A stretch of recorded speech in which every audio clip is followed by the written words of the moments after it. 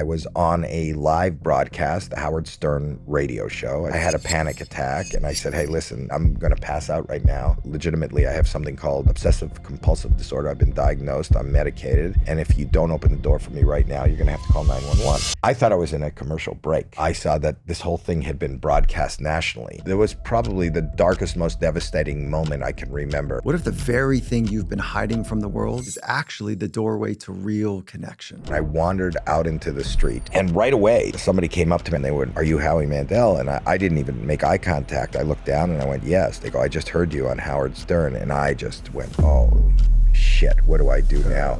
And he said two words, me too. And I went, me too? What are you saying? He goes, I have obsessive compulsive. Thank you so much for talking about it. Welcome back. Or welcome to the Finding Mastery podcast, where we dive into the minds of the world's greatest thinkers and doers. I am your host, Dr. Michael Gervais, by trade and training a high-performance psychologist. And the idea behind these conversations, it's simple. It's to sit with the extraordinaries, to learn, to really learn about how they work from the inside out. This is not about hacks or shortcuts. It's about understanding what they are searching for, how they organize their inner world, and the skills they've built to shape themselves and their craft. Today's conversation is with the one and the only Howie Mandel. He's a legendary comedian, a TV host, actor, producer. Now, the real story, though, it isn't what he does, it's how he thinks. I happened to have mental health issues which were not addressed nor would be addressed in the era that I come from. Really late in life, in my 40s, I was diagnosed. But living with these kind of, for lack of a better term, demons inside of me, I never felt comfortable. In this raw and revealing conversation, we go deep into Howie's psychology and how comedy has been both a shield and a bridge for him. April 19th, 1977, I went to a comedy club in Canada and somebody dared me to get up on stage. I have all these strangers just looking at me, expecting me to deliver something, and I had nothing. And then I put my hands in my pocket and I didn't have anything to do, and I carry latex gloves with me. And when I pulled my hands out, the glove came out of my pocket, and I pulled the glove over my head, past my nose, and I started breathing, and the fingers were going up and down and up and down, and people started laughing, and then I blew it off my head. The audience roared, and I went, good night. And ever since that moment, I've only tried to recreate April 19th, 1977 again. That's why I go on stage. So with that, let's jump right into this week's conversation with the legend, Howie Mandel.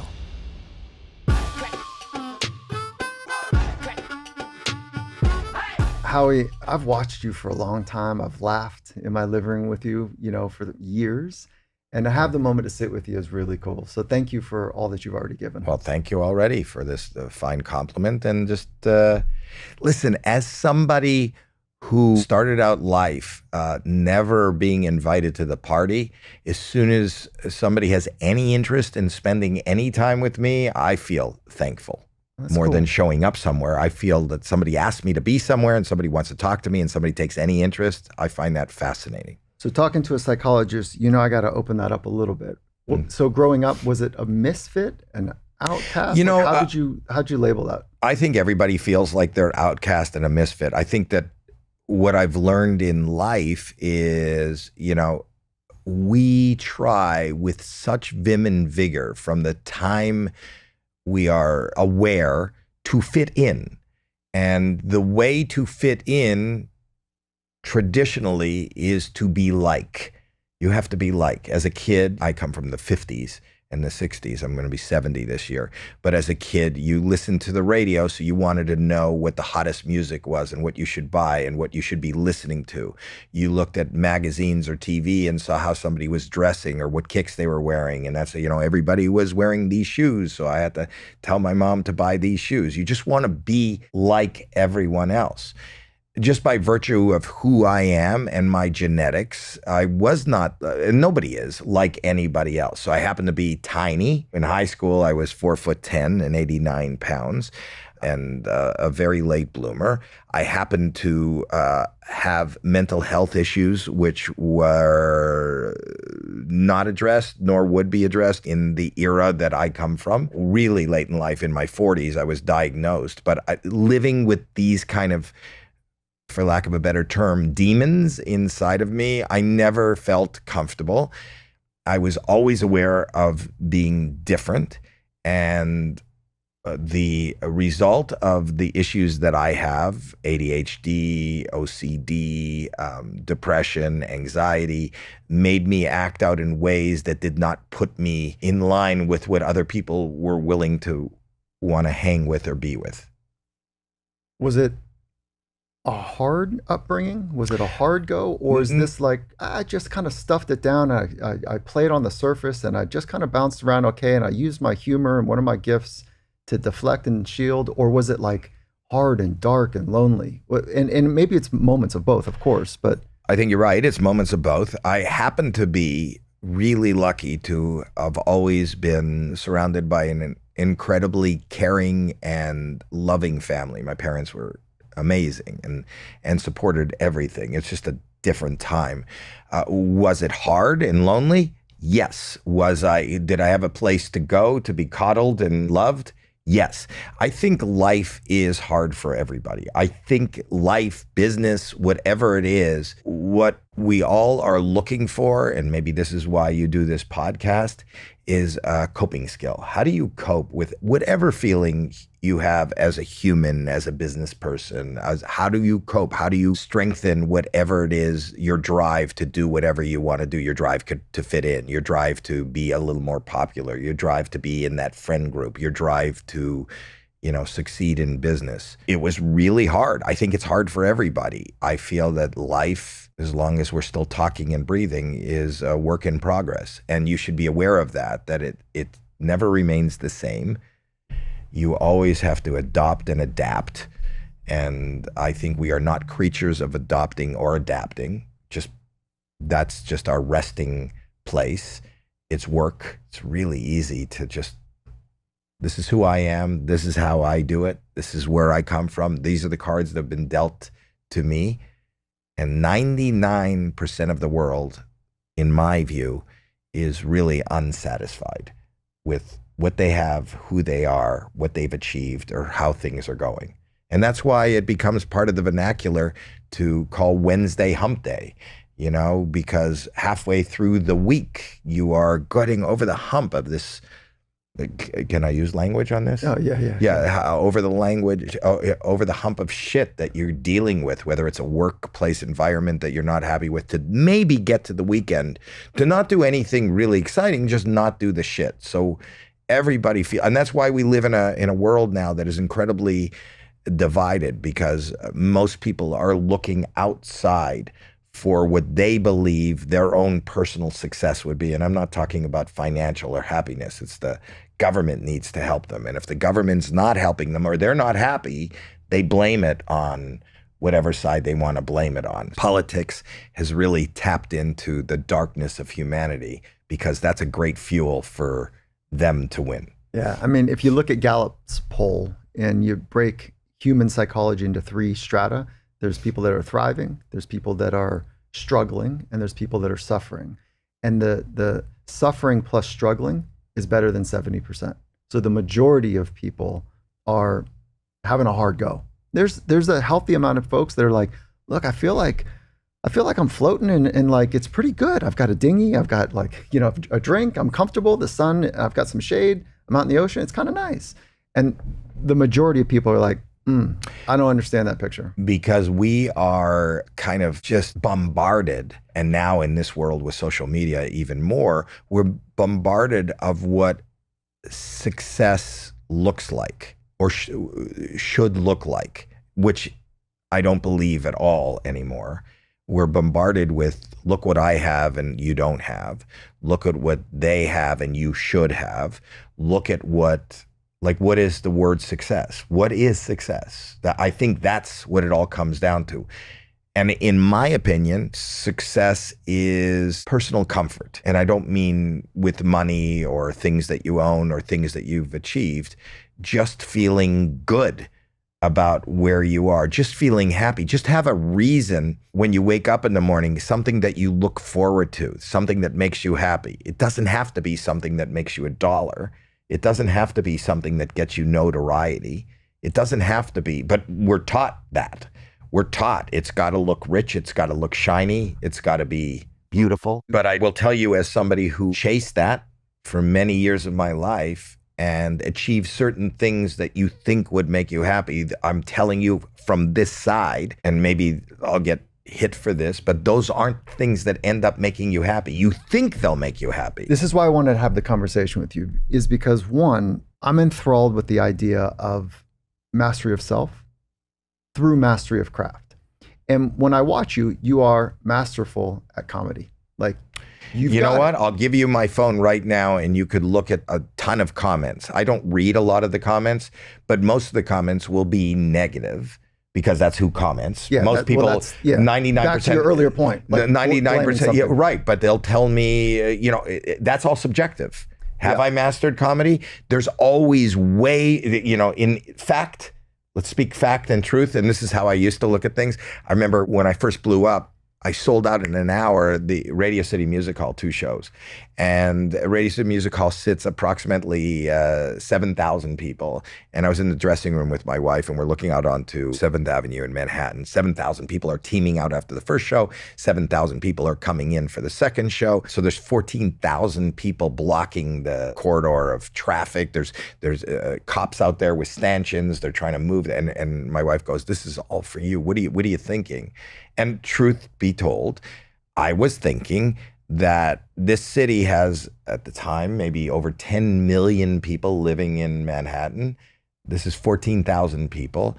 So 9,986,000 people don't give a shit that I am in town and will not pay for a ticket, don't like me, probably don't even think I'm funny. So is that freeing for you, or was that? Not at the time. No, after this amount of years of life and therapy and medication, you have to free yourself because you could focus on that. I did focus on that at that time. And that statement could go 2 ways. There's a hinge between like, there's 9 million people that don't know who I am. Like, that's awesome. Like, I don't actually matter that much. Or you go, there's 9 people that like, wow. That's not enough, man. I got more attention. I need more because like people need to know me. Like there's a hinge idea. Well, there was a time where I wanted to, I thought that if I make a lot of money and I'm famous, those are the answers. Mm-hmm. But what are any of those? One time I used to work with Sharon Osbourne, and we were passing a graveyard, and she looked at, see all those stones? Who's the richest guy in that field? It doesn't matter. It really doesn't matter. And people in my business are often asked, what do you want your legacy to be? I don't know that there is a legacy besides procreation. My legacy are my children. You could be super, super famous. Walk down the Hollywood Walk of Fame. I can't tell you how many names I don't know. In that moment, the world was really bright and all about them. But that fades. You can ask the average person outside of show business, give me your great-grandfather's first name. Your great-great-grandfather. I'll give you 2 generations. They don't know the first name. Of their own family. Of their own family, 2 generations.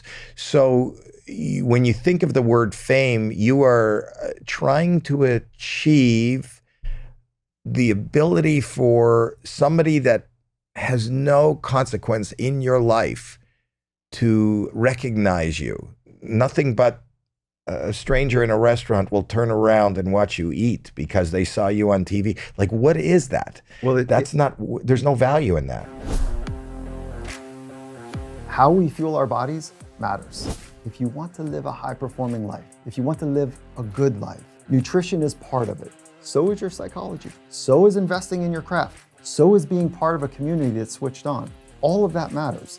I want to talk about a company that I go to for supplementation that I think is a really important part of my nutrition game. It's Momentous. The reason that I love what they're doing is that everything that they build is based on NSF certification. So NSF for sport basically means that what's in the label is actually in the product, which means that athletes who get tested on a regular basis, they can take this stuff knowing that what they're taking is actually what's in the product. I know the founder, I know the team, I really trust what they're doing, and I just want to talk about it. They've got a new product. It's called Creatine Lemon, and great, creatine, it's been tested. We understand the value of creatine by now, good for cognition, good for muscle growth. But the thing that I actually love about this product is the form that it's in. When I'm on the road, which happens a lot, I don't need to kind of figure out how to get the tub into my luggage. They figured it out for me. So I love what they're doing from what's on the inside I love the product form is awesome. I want to encourage you to go check them out as well.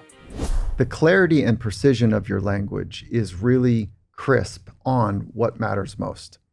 And what you're saying very clearly is what those for wisdom of the ages have been saying, which is like, well, I don't need you to know me. I need me to know me. That's exactly it. So there's a commitment to work from the inside out, to really understand how to be at home with yourself wherever you are. That takes work. And that's why I want to have this conversation with you. Yes, master of craft on comedy, but for you to be porous with the public world and your private life about mental health. You were early in this narrative. And I don't think I was. I think I'm late in this narrative. No, you gave some air cover to people. This was 30 years ago. Right. Yeah. So you gave a lot of air cover to people. I don't even know if you recognize that. And then, so I was on the front edge of athletes saying, hey, listen, you guys are seeing this craft and I'm good at the thing I do, but there's something else here that matters more to me right now. My inner life is upside down. I'm anxious, depressed, OCD, the things you mentioned, and I can't keep doing it this way. So the cool kids, you and them, you create air cover for the rest of us to say, oh, I don't have to have it all buttoned up. I don't have to have this perfect glossy image of life. And that's what I wanted to talk to you about. Why did you come forward with it? And what was the work that you've done to be able to find this deeper sense of freedom? And before you answer that, Howie, before the mics turned on, I said, is there anything off limits? And you said, no. Nothing. What would be off limits? Why would something be off limits? I don't really understand. Again, in the same way that I don't think there's any value in fame. I don't think there's any value in it, really.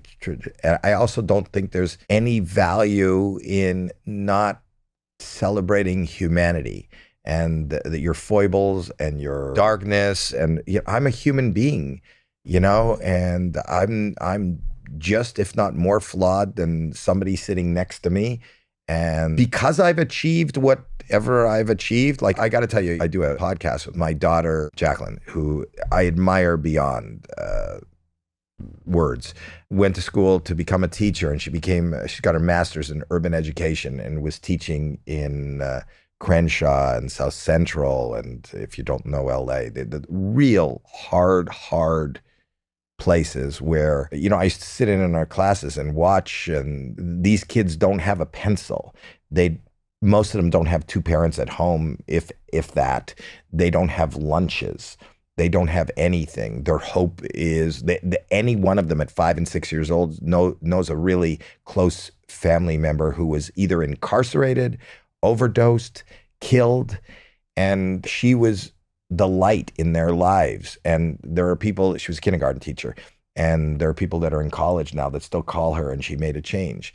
And the reason I'm telling you this, besides the pride of a parent, is I will walk into a room with my daughter, even today, and people will come up to me and want to take a picture with me and say, we'll give you a free, can we give you a free t-shirt? Can we do that? And I'm standing beside a human being, she just happens to be my daughter, but I'm standing beside a human being who has legitimately changed somebody's life. And I am a guy who is on TV telling somebody, I like the way you dance. And they want to give me so much more. She doesn't make enough in that living, in that world that she's in, to pay for a nice house here in Los Angeles.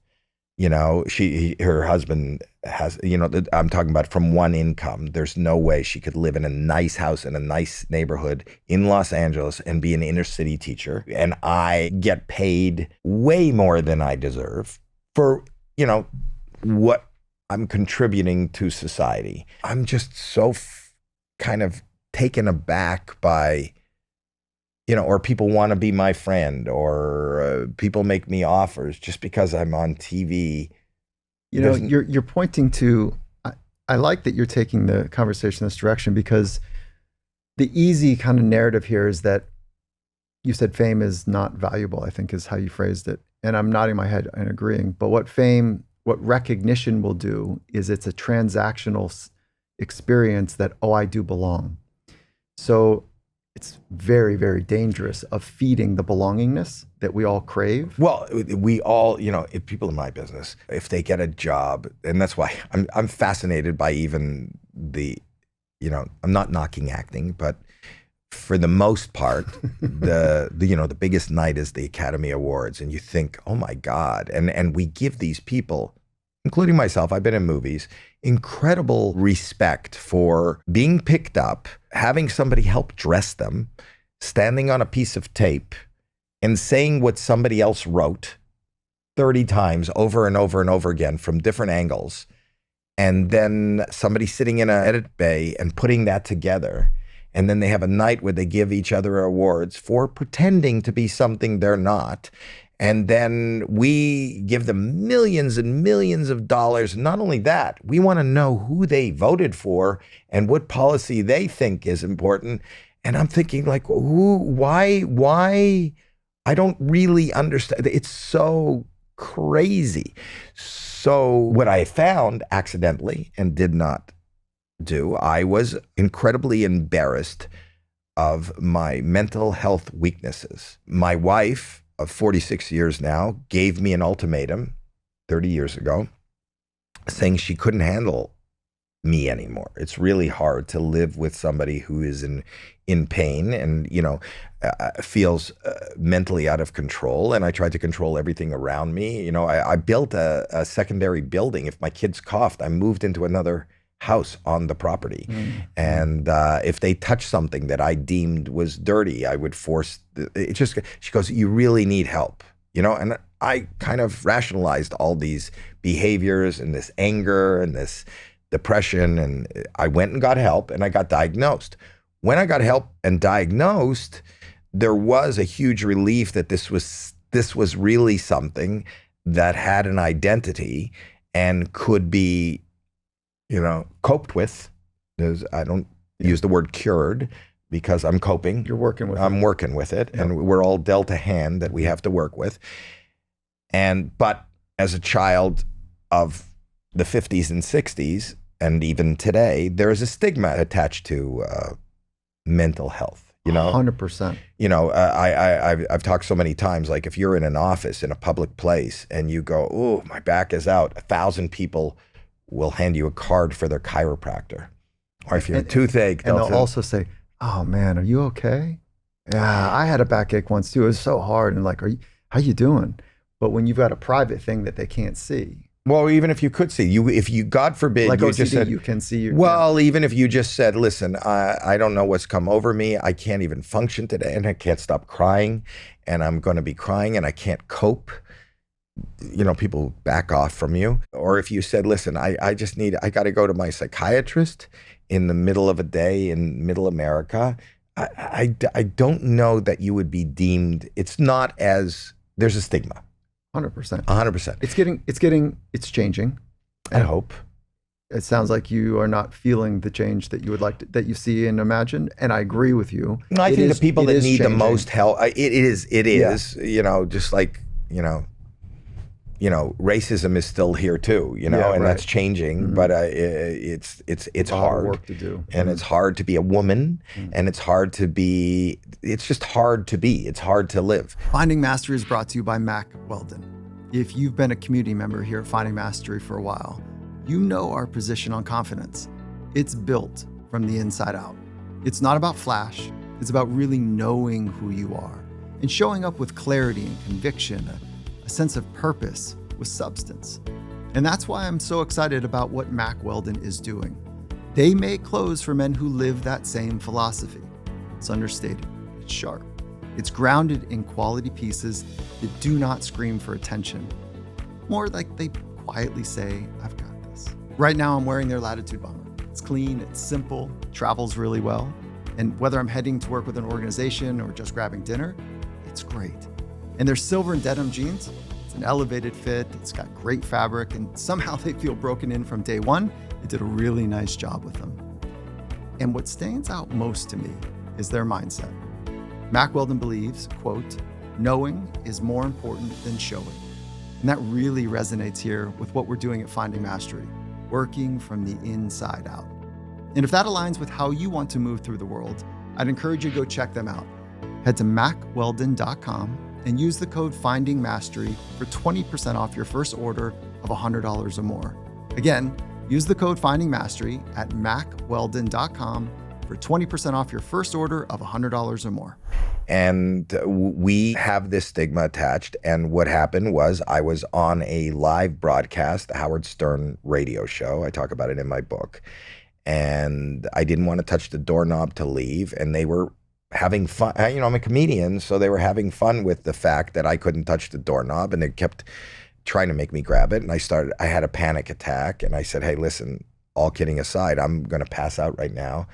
And I feel like I'm going to die. And Howard, legitimately, I have something called obsessive compulsive disorder. I've been diagnosed. I'm medicated.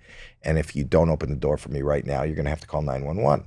And they opened the door for me. And when I walked out in the hallway, I thought I was in a commercial break. I saw that this whole thing had been broadcast nationally. And there was probably the darkest, most devastating moment I can remember in my history, because I thought, oh my God, I just confessed nationally on radio that I'm a mental health patient. And number one, my first thought went to my poor kids. Everybody's going to say at school that your dad's a mental case. I've just embarrassed and shamed my entire family. Number two, I'm never going to work again. Why would anybody hire, any job that I have? I don't know if people are aware of, but even in show business, even on AGT, there's an insurance policy on you. There's if something should happen, and they usually, when you start a new job, you'll even have a medical checkup. It's just surfacey. It's not anything. But if you have a diagnosed mental health disorder, they're probably never going to hire me again. So I'm an embarrassment to my family. I'm unemployable. I don't know what to do. And I wandered out into the street. And right away, somebody came up to me. I couldn't even make eye contact with somebody in this teeming sidewalk of Manhattan within seconds of me coming out the door. And they went, "Are you Howie Mandel?" And I didn't even make eye contact. I looked down and I went, "Yes." They go, "I just heard you on Howard Stern." And I just went, oh, shit, what do I do now? And he said two words, which meant something different then than it means now. But he just went, "Me too." And I went, "Me too? What are you saying?" He goes, "I have obsessive compulsive. So thank you so much for talking about it." I go, What do you mean? He goes, "It was so comforting to hear that, in our own heads, regardless of whatever our mental issues is, we're all alone. We all feel that nobody really, and we don't. Nobody really sees things the way you see things. Nobody feels exactly like you feel. So it is very lonely. And when you're suffering, you feel very alone because nobody can feel what you feel." So for him to say "me too," and that really helped. He had no idea how much he helped me to say, "I'm not alone. What you feel, the thing that I described, you've been diagnosed too, and you're going through this, and you're out here, and you're willing to talk about it." I wasn't willing to talk about it. Well, now I have a friend. You just threw me a life preserver. And then I went home, and within weeks, this is before the internet, I started getting hundreds and hundreds of letters from people who were saying thank you. And every letter made my life and my mind a little bit lighter, a little bit brighter, a little bit. So I realized, for my own sake, I'd like to come off a little more altruistic, but I'm not. For my own sake, they helped me. And anybody who comes up to me in the street today and says, "Oh yeah, thank you for talking about it," or "I have it too," or "My kid talks about it," or "Is there anything you could suggest?" You have no idea how wonderful. That's like strangers coming up and hugging. I don't want you to hug me, but that's a real verbal mental hug. Yeah. So again, thank you, because you create air cover. You've created space. It's an accident that you stepped into this. Yeah. But the fact that you continued and you owned it, and what serendipity is like a thing. I don't know how to explain it, but for someone to walk up and say that to you, it's remarkable. No, I believe in serendipity. You do? I do. I would imagine, though, there's a little bit of a trap, and I don't know if you've kind of navigated this trapdoor or you're still flirting with it, which is when somebody says something to you, "Thank you, amazing, you've helped me so much," that reinforces and gives you a validation that you're okay, as opposed to from the inside out, the knowing that I'm at home with myself and I am who I am and I'm working my very best. There's a stability to the inside out approach, and there's a fragility requiring the outside in approach. And if you could just open up the aperture there a little bit about how delicate it is for you or how sturdy you feel. Well, I'm not stir. See, I've used this term. I said I've become very comfortable with discomfort. Discomfort is the This is a major norm. unlock. This is a major unlock for people to understand. I do want to stay here. Stand-up comedy is my comfort zone because it's really uncomfortable. And my analogy is this. That's okay. Sorry, I'm interrupting. I've been told not to interrupt. Go ahead. I've been scarred by my people a little bit. But right here, this is the thing. This is the through line between mastery of craft and mastery of self. Your commitment to be uncomfortable on both sides. So I do want to understand that as well. So there's three things I want to understand. So will you remember, you promise you remember where you were? Yeah. Okay, keep going. This is awesome. So I've become comfortable with discomfort. And if I had to use analogies, if you find a passion in something you're excited about, and that should just be for most people, what we should try to find is life. That should be what you're passionate about. And life is ebbs and flows, and it's hard. But if you wanted to put it in a much more visual tone, if you just love boxing, you want to be a boxer. Boxer is your life. You love the sport. You love the physicality. You love the challenge. You love the competition. It's your life, and that's what you want to do. That's a choice you made. Then I will tell you, in order to box, there's going to be moments when you can't even catch your breath. There's going to be moments when you're going to be punched in the face so goddamn hard that your lights are knocked out, and you're just going to be lying there and they're going to be counting. You can't let the count out. You got to get up. You got to get up. If this is what you want to do, and the analogy is a boxer, life is a fight. And if you want to fight, it's going to hurt sometimes. It's going to be so joyful when you connect and you win and you knock your opponent out, or you go up and you get the belt, or if you hit the weight, like whatever you need to do to succeed, if that's a word that, succeed is such an open framed word, but that's what life is. And life is a constant fight and a constant kicking.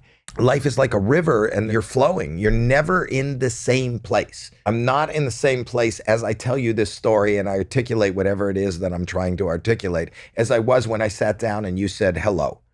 I'm in a different place right now, and everything is different, and everything around me is different. Nobody's in the same place. You've moved on in whatever the interesting question is. The listener is not in the same place. So I got to constantly navigate, we all are, and tread life. And that's how you go. And if you stop treading, and it's easy to stop treading, and we all stop treading in different ways, you drown.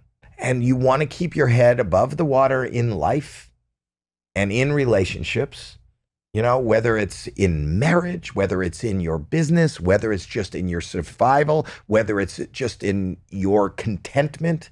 If you can be content, and I'll tell you, I found stand-up comedy. I was miserable most of the time.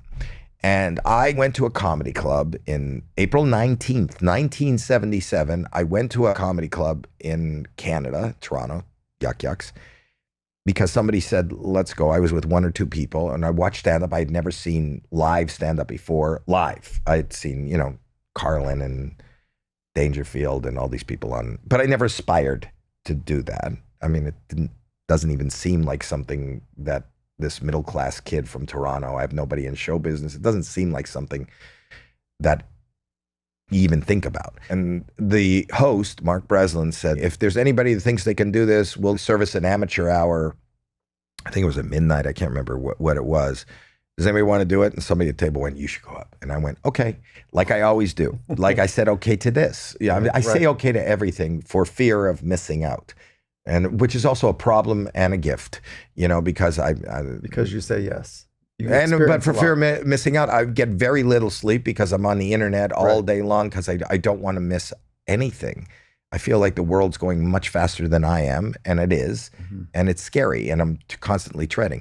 But I said, okay, did not really prepare. Thought it might be funny because somebody dared me to get up on stage that somebody was going to go, ladies and gentlemen, Howie Mandel, and then I'd show up and that would be funny and that'd be the joke and that would be the story. I did. I showed up and they went, ladies and gentlemen, Howie Mandel. And if you look at old tapes of what I used to do, I didn't have any preparation. The audience applauded. I'd never been on a stage before. I'm looking at the microphone and I look out and there's spotlights in my eyes and it's blinding, but I can see the audience applause dies down. I can see the people in the front and now they're just staring. I have all these strangers just looking at me, expecting me to deliver something.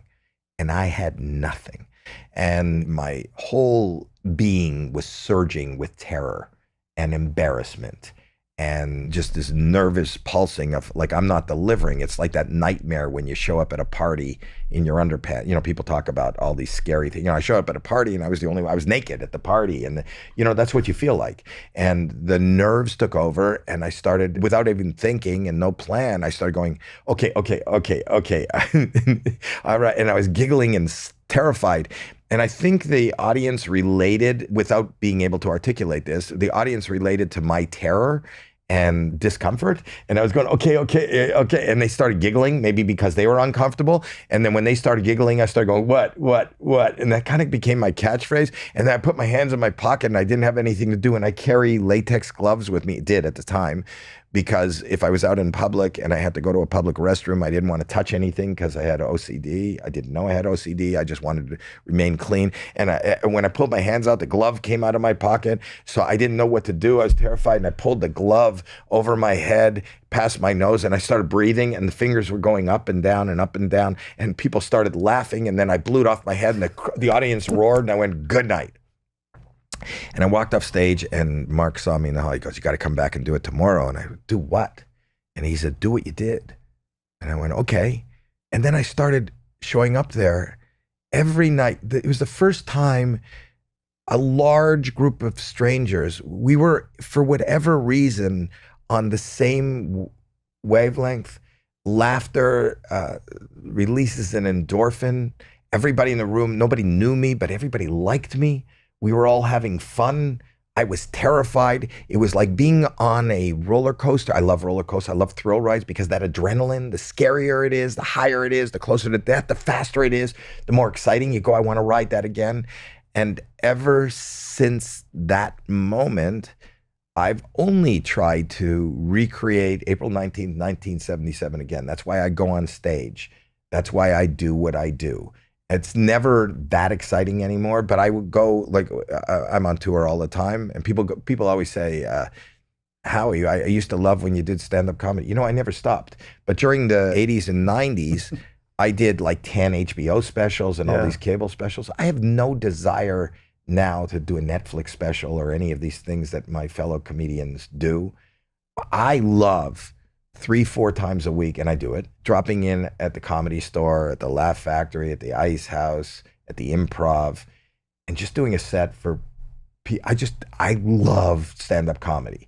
I still do it. Are you scripted or unscripted? Because this pretty much on, listen, I love coming up with a routine that works. I love that art of coming up, of being a wordsmith and writing something that if I repeat it, it'll definitely trigger strangers to respond to me. I love the idea. That's a craft. I love the idea of being taken off the script and being scary, like going and not knowing where they took me. Power goes out in a room. That's great. Somebody shows up. Somebody makes a noise. Somebody throws off. The mic goes up. I love that. That's so exciting. And people go, you should do a special. And I go, well, why? Why? I don't need to be more famous. I don't need to be on TV. I just want to do this. I'm really comfortable with just showing up somewhere. And if I had to be a server someplace in a restaurant to pay my rent, but once, twice a week, I could show up in a little club and do that. That is such a happy place. You have no idea. And I'm aware of, I don't have that need, and I don't have the need. I'm lucky to do it for, I still do it for big money, but I don't have the need to do it for the money or for the notoriety. I just like doing it. I get how that squares with ADHD. The spontaneity, that whole mix is probably well suited for the way that you're able to network thoughts. How does that work with the OCD? OCD, I've had to, and continue to have to cope with. I'm a dichotomy, as somebody who doesn't want to be touched, doesn't want to touch, doesn't want to be in public. It's hard for me. What are you craving? Deepest down in your heart, what is the things that you're craving? contentment, just to be okay, just to feel okay, to not have fear. Fear is a driving force. And what is it that you're afraid of? Something bad happening to a loved one. Is that why you work to control so much? I don't know. You tell me. I don't know. I don't know either. I just feel like as much as you think you have control, this is so much, this being existence is so much bigger than us. You try to control, it's scary. I have 3 children and 3 grandchildren, and those are the most important things in my life. The dichotomy is a really good word for you because you've got this spontaneity, thrill kind of thing that you experience. And then OCD is really in this anxiety meets control bit. But then you were talking philosophically about like, look, life is a river. We are different from the moment we said hello. So intellectually, you're spot on with the unfolding nature of life. And then there's another part of you intellectually or maybe mechanically in your brain that's like, no, but don't touch me, don't be close, don't do this, don't sneeze. And because you become uncomfortable with it. But that is a natural unfolding thing that can also fit into your philosophy. Right, except that the thrill and putting myself in uncomfortable positions and just being on that is a panacea for keeping me in the moment. I'm not focused. If I don't like quiet, and if I'm in the quiet, then I'm worried and I'm scared, and the fears that we all think about, what's going to happen next, because something's going to happen next. And when that pops up, but when you are on that drop on a roller coaster, when you're coming down all from consuming. I'm not. Yeah, that's right. And that's what stage does for me. That's exactly right. So I spent a good part of 10 to 15 years working with some of the most extraordinary risk takers on the planet. Felix Baumgartner, who was Red Bull Stratos, who jumped from the edge of space at 128,000 feet, and the brightest minds in aerospace. We're not sure when he passed through the sonic experience if his head and torso would do Mach 1 speed of sound, if his arms and his legs would have a drag on them, if they'd stay intact or not. And we just lost him. He just passed away. He was a dear friend. And he showed us how to live to our edges. And this is why, in the same spirit, you're living to your edges. Try. And yeah, you are. So how do you organize your inner life to get up for the edge? It's an adrenaline. It's...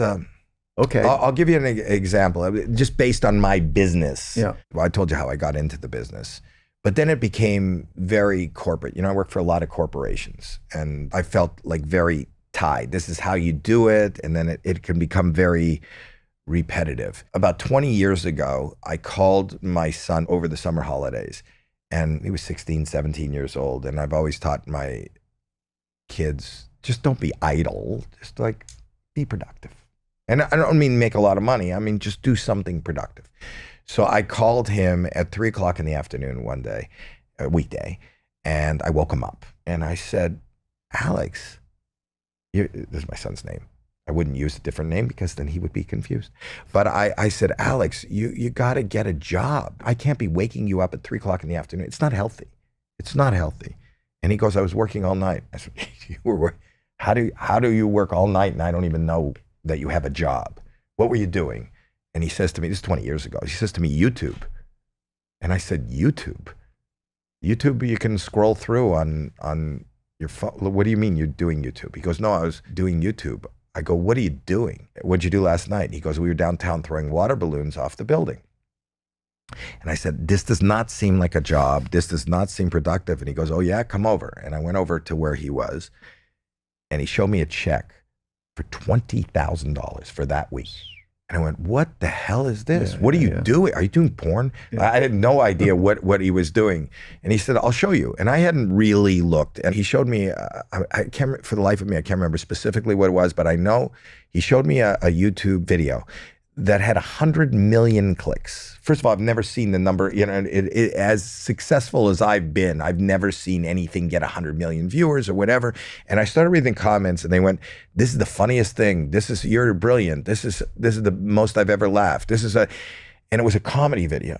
And I didn't recognize it as comedy. I don't even understand why this is funny. Like, I come from a place where when we started the Comedy Store, I understand the difference between Carrot Top and Dennis Miller. and even if you don't like me or John Oliver, because we're very different people, I understand why, it's different tastes, like country music versus rock and roll or whatever you like. I didn't even recognize this as comedy. And that was the scariest moment of my life. That was an awakening, because I said, wait a minute, 100 million people are engaging in this as comedy and they think it's funny. Like, I don't even understand why it's funny, let alone whether I can make a comment, I don't like it, or that's not funny, or that's not funny to me. But it's they're subjective. tuned to something. And that was a rude awakening. He's very successful now. This studio we're in, he built. He has a network of 1 million podcasts that people listen to and watch. He ended up going behind the scenes and realizing that all these influencers needed content. He creates white label content and shares in the ad revenue. He does fine. The point is, but he taught me. So I said, wow, I don't even speak the language anymore. And what I realized we all do, curiosity runs through everybody's veins. And going full circle to the beginning of this conversation, when we're young, I'm going to talk about my generation, we all listen to the radio to find out what's the hottest music. What should we be buying? What should we be listening to? We look at magazines, and they still do this online. What should I be wearing? What is the style? What is the fashion? What is that? At a certain point, probably around your mid 40s, people get tired of looking and seeing what's new. They have their music. They like that music spoke to them at the time where they're burgeoning and they're talking like they talk. And then life just continues, that river continues to flow. The language becomes different. The way we consume becomes different. The way we do business becomes different. People can stay in their bed in their underpants now and become a billionaire and never leave that bed. And they can do that on a laptop. You could never have done that. Everything changes. And we sit around and your kid will play you a song and you go, that's not music. You want to hear music? I'll play you my music. And that doesn't hit them. It doesn't hit them. You realize the language has changed. It's like going, if you wanted to go now and go live in Italy for a year, you don't speak the language. The lifestyle is different. You learn that. So I took it upon myself, and it kind of hit a switch that is very unhealthy and healthy, where my curiosity, I have FOMO, as Oprah coined the phrase, but fear of missing out. And I sit online all night and all day and just try to say, I want to speak the language. I want to be able to engage. I want to be able to entertain somebody now. And that's what I do. And if you walk around, we're in my facility right now, I have a gaming team. I'm fascinated by it. I have a gaming team on Twitch that's playing live gaming. That's a great income stream. I have it's an income stream for you or for them? Both. Mm-hmm. Most of the people you met here, I have technology here, that the hologram technology is because I got tired of doing Zoom calls and doing things like this on Zoom. And I found proto hologram. I found them on Instagram. I DM'd David. I went over to think, this is how I'm going to beam myself so I can get places without going any place. And I ended up seeing it. That's the low hanging fruit. There's so many, it's a software company that employs AI. I ended up moving them into my building. That's the head office. I invested. I sit on the board. I found a live band in the gaming team on Twitch. I just have to be aware of how the world, I for my own personal, it doesn't make me better. It doesn't make me more successful. I just need for comfort to know that I understand the language of our community, of our world now, Let's kind of wind it back to one thought, which is your definition of success is? Contentment. Okay. So I'm chasing contentment. But these don't sound like contentment activities. These sound like I don't have to make, they sound like what? Like you're actually chasing stimulation, being switched on. So being switched on and being aware and being able to speak the language and understand makes me content. That's the piece. I just have to understand. It's like if I moved you to Italy right now, you would try really hard to learn the language, because what are you chasing? Are you going to be more success? Are you going to make more money? You might make more money if you speak the language, and those are afterthoughts. But I want to speak the language of the world. I want to understand what you are a learner. You're curiosity. You are. I think curiosity doesn't kill a cat. Curiosity makes cats thrive. And I'm one cat that wants to thrive, because that is, every day I figure there's got to be, like, what are they doing now? And I'm so curious. And I don't bemoan anybody of my age who is not curious. I wish that I could have that comfort where, I could sit at home, I could retire, and I could be content. Some of them say they're content. I think a lot of people who retire die. I think if you are not stimulated mentally, you will screw up physically. What do you think curiosity rests on? So curiosity is a mindset. It's like in a way that you approach something. For you, what does it rest on underneath? It's a difficult question. Another way I can ask it is, where does it come from? Meaning, if I don't know, I feel scared. Or when I do know, I'm looking for the aha moment. Like, I can't wait to get to the ahas. It tickles me. And that's probably not a great... The aha moment tickles you? Or the process of like going towards... My wife gets mad at me all the time because it's not just about business or social media or whatever. I have always, like, even as a kid, just stared at people. I love to watch people. I love it. You don't have to know me. I like to watch you operate and see how things are done.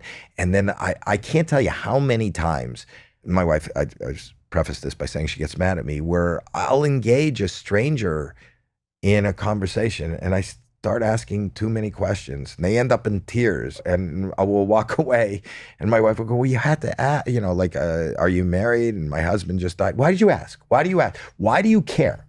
I go, I don't know, but I'm really interested. I see something. I want to look at it. I want to not touch it, but I'm using that as an analogy. I want to see something. I want to touch it. I want to know about it. I just want to. I don't know. I can't just, it feels wrong for me personally to just I'm not trying to fill a void. Maybe I am, as I say it out loud, but I just want to, if I hear a noise in another room, I want to walk in and see what that noise is. A lot of people are okay with hearing a noise in another room and going, oh, there's a noise, and continuing on. I don't know why. You tell me. Why do I need to know what that was? Why do I need to know about somebody that I'm never seen before, I'm never going to see again? Why? Why do I need to stare? I don't know. Well, I will tell you, this is really cool that you brought this up, because I was going to ask when we had a moment, like, what are you doing when you're listening? Because you listen in a very particular way. It's the eye contact. It's the way that I feel when you're listening. There's an intensity about you, and there's a contour to it. So the contour is like, you're not burrowed in like, what is he going to say next? Like, this doesn't make sense. Hurry up, kid, that type of thing. It's like, oh, wait, I wonder where he's going to go. So there is a curiosity that sits right underneath. Do people say that to you about the way that you listen? No, they say I don't listen. They say I ADD because I like you. Yeah, I interrupt. Yeah, but I interrupt. I interrupt because I am. See, this is, maybe I'm wrong, but I can't be wrong about. I could be wrong about myself. I do a podcast and they say, we want to hear them, not you. But when you start saying something that I'm really interested in, I'm like a 5-year-old kid who goes, you go, well, I grew up in Germany. You grew up in Germany? Like, what was that like? Well, let you finish the sentence. But I'm so excited. I'm really enthralled with what you're saying, or really interested in what you're saying. So interested. The term interruption is not what I'm doing. The term is I'm engaging. That's my engagement. My engagement just happens to be seen by everybody else as an interruption. What's happening for you right now as you're speaking? Because there's a different neurochemistry in the way that you're just speaking about the way that you engage with other people. Do you know what that feels like inside of you? No. You don't articulate that well. Not myself. Everybody else would notice it. When you switch on, everybody was like, oh, they probably say something like, oh, Howie's on it, or whatever they might say. But when you get excited, I think other people are demonstratively influenced by it. I pitch things. I'm always selling, and I like that. And I'm on social media. I'm on every platform. I like that. And I say to people, the key, and I'm not using my own terminology for success, but if you want to buy this show, if you want to do this business, if you want to go viral, if you want to have a good, I said that the one word that social media brought is engagement. Engagement is my whole essence. And it's not to have a viral moment. It's just that I have a tendency to just, maybe because I feel so alone And I just want to, I want to be part of whatever it is you're part of. I just want to engage. And so much of what people talk about and so much of what they put on our media is just so passive. It's just noise. There's so much noise. And if you could find a moment, an idea, something that engages, there's something, and that's what, in that moment of my fear, without any aspirations of being a comedian, being successful, being famous, being anything, I engaged a room of strangers. And I'm chasing that. That's all I chase is engagement. And if you look at all the biggest, whatever you want to call economic successes in people's lives, the Microsofts, the Steve Jobs, they were these outliers that were so focused on doing a specific thing that ultimately engaged this huge mass. All of a sudden, everybody was interested in how it's done this way. They engaged in that tool that these people created. They were so engaged, and they hit a seed of what engages all of us. And they brought that together. And I think what I chase is engagement. That's all I chase. I feel it when you're engaged. This is part of your signature way of going through life. But don't you feel that in everybody? It's not me.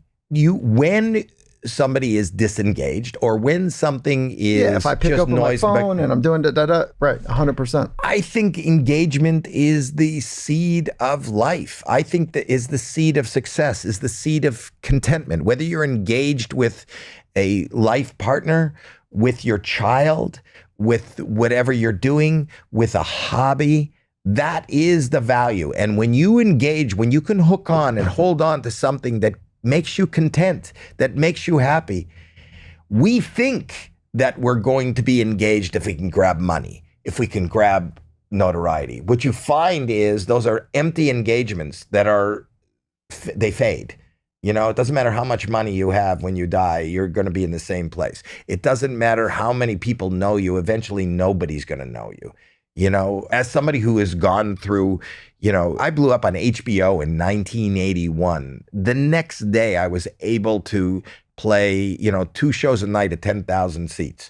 In 2005, I couldn't sell 75 tickets at a comedy club. So I know the difference of how I'm engaging an audience, how much of that audience is engaged. And then Deal or No Deal blew up. And then I was off of Deal or No Deal. They did 500. And then, so I've seen those ebbs and flows, which are really not that show business, but show business is a really good emblem for life. You know, there are times in your life where you're so engaged, where your relationships are really engaged. And, I've been married for 46 years. It's hot and heavy at the beginning. There's times where there's strife in life and finance and whatever that's going on in other people's lives where you're not as engaged, and you strive to become more engaged. Engagement is life. Engagement is success. Engagement is the fuel that we all seek. Howie, more so than the words you've chose, it's how you've chosen them and the way that you've embodied the words that you're choosing. What a gift. I mean, I am a gift. Yeah. I am a gift. I feel like you're wrapping me up right now. Yeah. You are, aren't you? I love what you just did. That I took the gift and the wrapping. And then we're closing the show out. And we're giving it to, is that your camera? Is that your close-up right there? Yeah. And he's giving this gift to you. Oh God! All right, look, I do want to ask you like 1 or 2 word questions here as responses. 1 or 2 word responses. The responses are 1 or 2 words. Yeah, right. Okay. It all comes down to, yes, if you could name a boat, what would the name of the boat be? Not Titanic. Mastery is. Are you baiting me? Mm-mm. You baited me perfectly. We're going to end with that. Okay. Howie, thank you, brother, so much. This was awesome. Thank you. Next time on Finding Mastery, we recorded live at the California Surf Club in Redondo Beach with NHL Hall of Famer and LA Kings president Luc Robitaille. From being a 9th-round draft pick almost overlooked by the league to becoming one of hockey's all-time greats, Luc shares how hope, grit, and a relentless commitment to getting a little better every day shaped both his career on the ice and his leadership off of it. Join us on Wednesday, October 8th at 9 a.m. Pacific, only on Finding Mastery.